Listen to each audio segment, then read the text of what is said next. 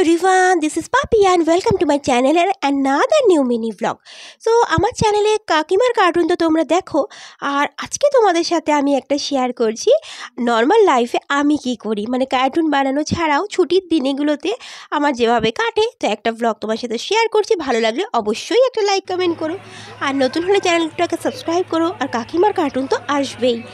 আর প্রথম দেখো আমাদের এই বাগানটা তোমাদেরকে দেখাচ্ছি। এই বাগানটা, এই যে ফুল গাছটা দেখছি, ফুলটার আর নাম আমার জানা নেই। মা একটা ছোট্ট ডাল এনে লাগিয়েছিল, আর দেখো পুরো ফুলে ভরে গেছে। এটার ফুলটার কিন্তু কোনো স্মেল নেই, আর নামটাও আমার জানা নেই। ভীষণ সুন্দর, আর ফুলগুলো ফুটতে না অনেক দিন থাকে।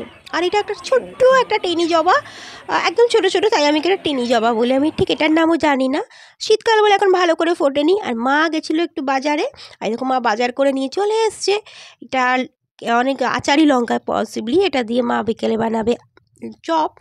আর নিয়ে এসছে পুঁই মুচুরি, এটা খেতে আমার খুব ভালো লাগে। আর শীতকাল মানেই তো ধরো অনেক রকমের কফি পাওয়া যায়, ফুলকপি, বাঁধাকপি, দেখো বেগুনটাকেও আজকে পোড়ানো হবে। এইগুলো হচ্ছে মা বাজার করে নিয়ে এসছে। আর আমাদের পাশে এখানে একটা আশ্রম আছে, গোপাল আশ্রম। তো ওখানে হচ্ছে গোপালের উৎসব আছে, তাই জন্য আমাদের দুপুরে নিমন্ত্রণ আছে। আর নিমন্ত্রণ খেতে খালি খালি যেতে কীরকম লাগে, তাই মা ওই বাজার থেকে খানিকটা সবজি নিয়ে আশ্রমের দিকে দিতে যাচ্ছে। আর এই দেখো আমার সাথে ভূতুও চলে গেছে। এই দেখো এটা গোপাল আশ্রম। গোপালের নাকি আজকে জন্ম, আই থিঙ্ক বার্থডে বললো। তো জানি না আর কি, আশ্রমে মোটামুটি অনুষ্ঠান হতেই থাকে। তো আজকে বললো এরা গোপালের বার্থডে। বাট এই আশ্রমে আমাদের ভূতু যখনই ঢুকতে গেল, ভূতুকে না ঢুকতে দিল না। এই হচ্ছে আশ্রমের অ্যাটমসফিয়ারটা।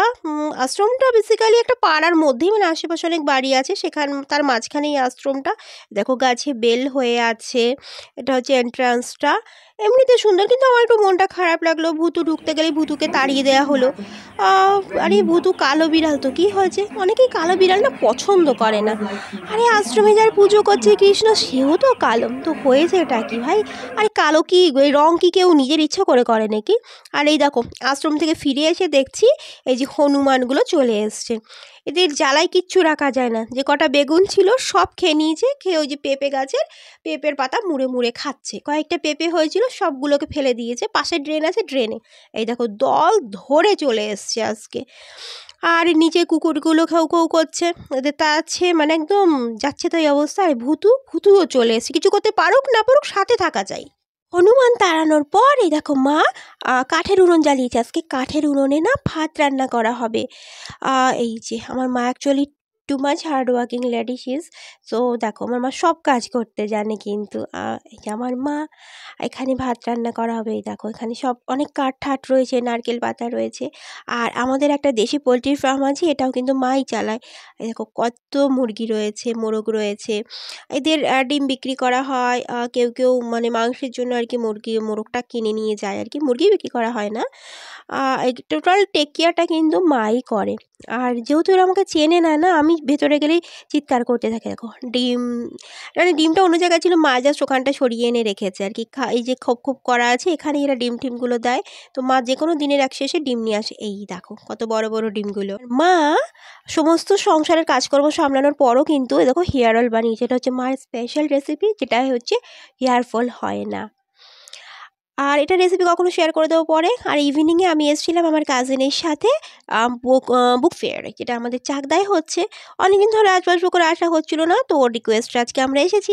অ্যাকচুয়ালি এখন আমি স্টুডেন্ট নই, সেরকম বই আমার প্রয়োজন হয় না, আর অতটা বই পড়াও হয় না। তাও আমি এসেছিলাম, যেরকম টাইপের বই আমি খুঁজছিলাম সেরকম আমি পাইনি, সেই জন্য সেরকম বই আর আমার কিছু কেনা হয়নি। তবু বইমেলায় যখন এলাম, তোমাদের আমি বইমেলাটা ঘুরে দেখিয়ে দিচ্ছি। এই দেখো বইমেলা মানে এখানে যে শুধু বই বিক্রি হয় তা নয়, এখানে নানা রকম হস্তশিল্পের নানা রকম জিনিস বিক্রি হয়, ঘর সাজানোর জিনিস থেকে শুরু করে সব কিছুই মোটামুটি এখানে আর কি পাওয়া যায়। এখন মেলা মানে তো এখনকার দিনে সব জায়গাতেই সব কিছু পাওয়া যায়।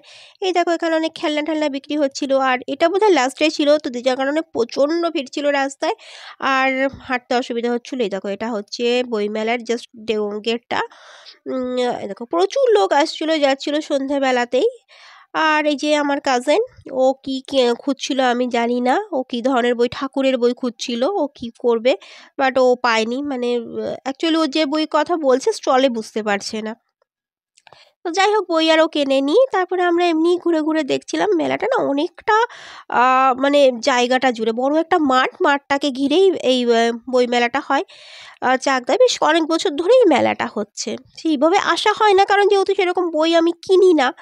দেখো কত ছেলেমেয়েরা এখানে রয়েছে, অনেক বুক স্টল রয়েছে, আলাদা আলাদা নাম্বার দিয়ে রয়েছে, সাজানো রয়েছে, বিভিন্ন রকমের বই কিন্তু এখানে পাওয়া যায়।